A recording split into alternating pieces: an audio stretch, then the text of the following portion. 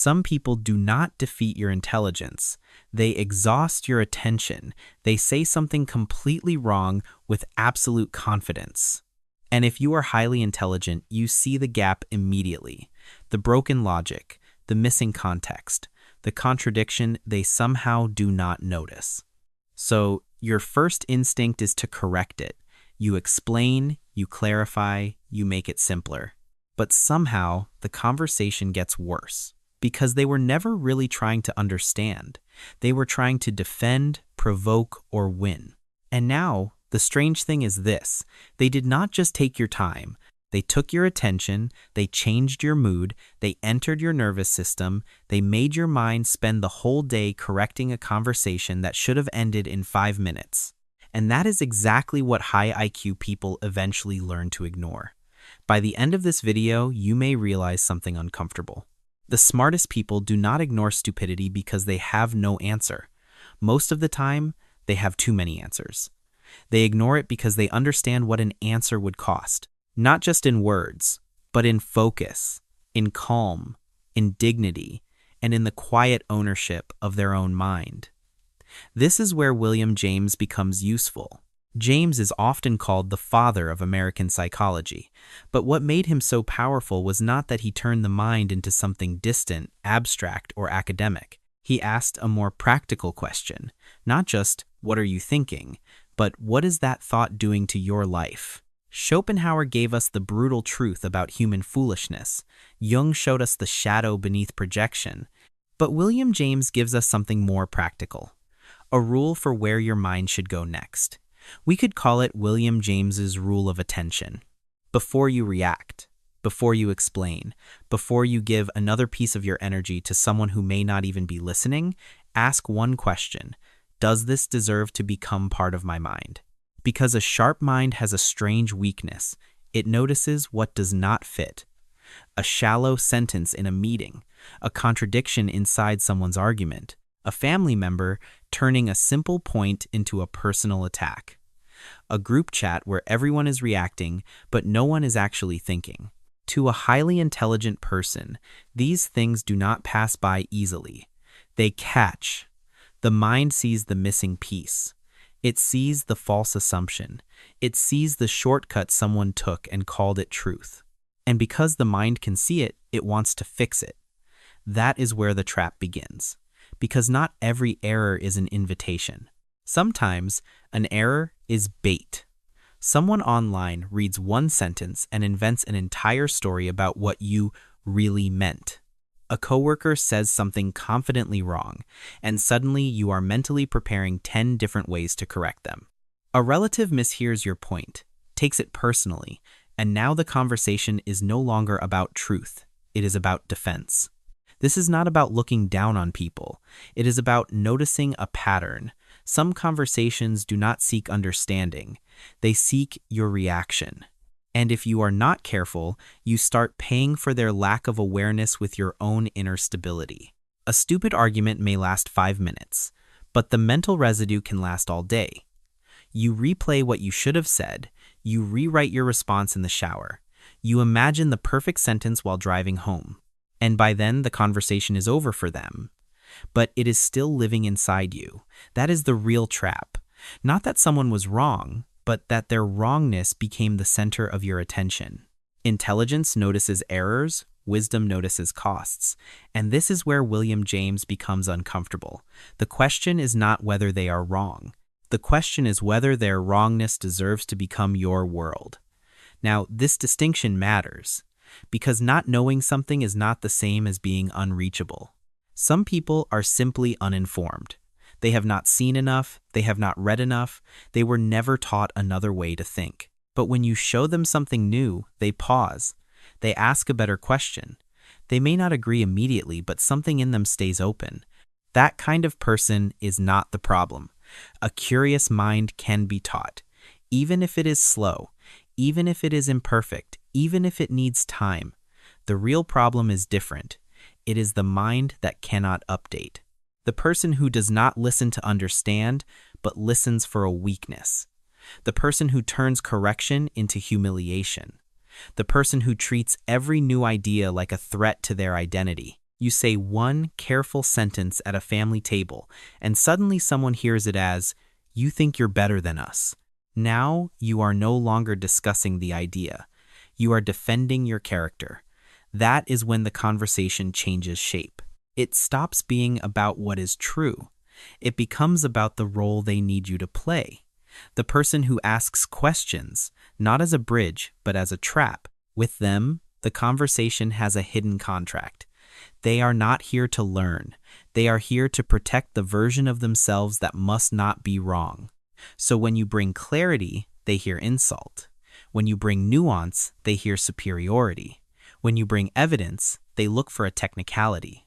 And if you keep explaining, you may start believing the problem is that your explanation is not good enough. So you make it softer, then clearer, then shorter, then more patient. But the issue was never the explanation.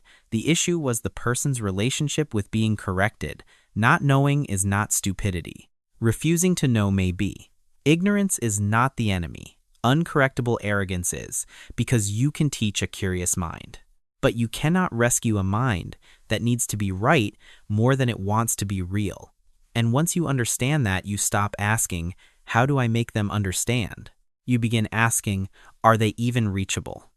This is where William James becomes deeply practical. Before you react, ask what the reaction will produce, not what it will prove, what it will produce. Because intelligent people often get stuck on one sentence, but they're wrong. And they may be completely wrong. But James would push the question one step further. If you prove them wrong, what actually changes? Do they understand more? Do you become calmer? Does the work move forward? Does the relationship become more honest? Does the room become clearer? Or did you just turn one low awareness moment into a private war inside your nervous system? This is where high intelligence needs a filter. Not because truth does not matter, but because truth delivered into a closed system often turns into noise. So before you spend yourself, ask 3 questions. First, are they reachable? If the answer is yes, speak simply. Say the truth without performing intelligence. Use fewer words.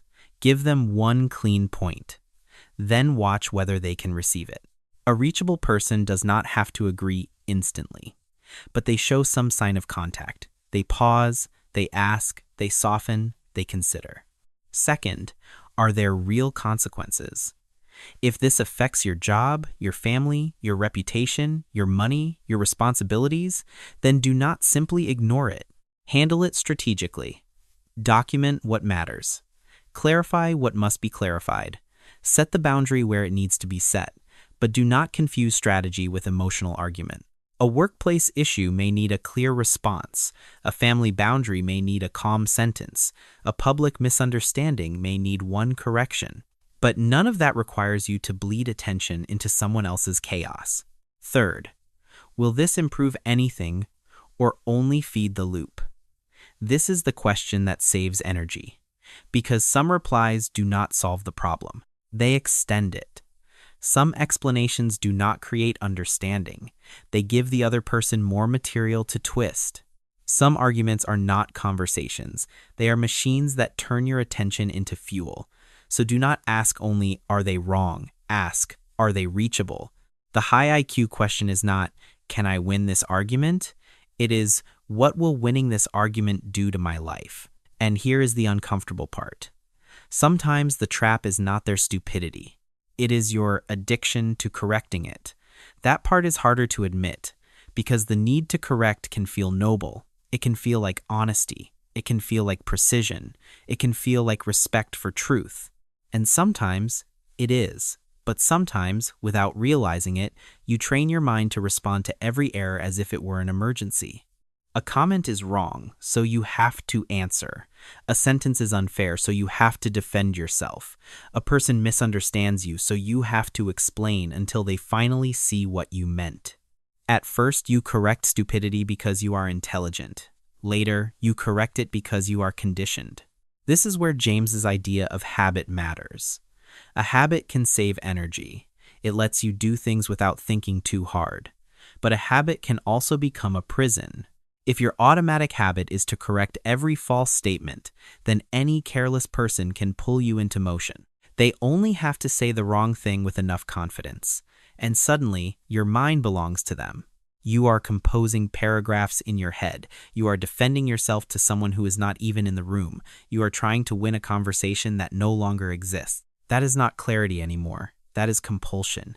And many intelligent people confuse the two. They think, I am doing this because I care about truth.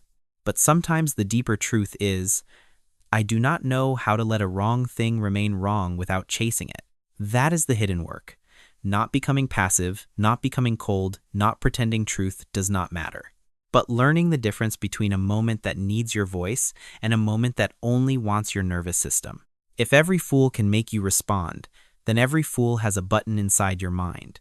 And maturity begins when you stop handing that button to people who have not earned access to your attention.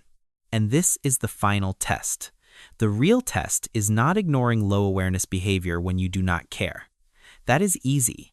The real test is ignoring it when your ego wants the last word, when you know the perfect reply, when you have the evidence, when you can see exactly where their logic breaks, when some part of you knows that if you speak, you could win.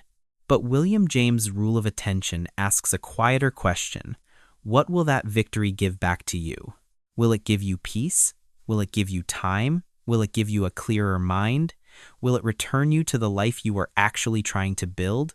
Or will it pull you into one more loop? Because the last word feels like power. But sometimes it is just another leash. Sometimes the most intelligent thing you can do is leave the sentence unfinished.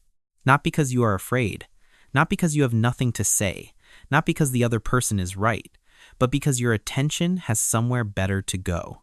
Back to your work, back to your health, back to your craft, back to your family, back to the quiet stability you lose every time you let a closed mind become the center of your inner world.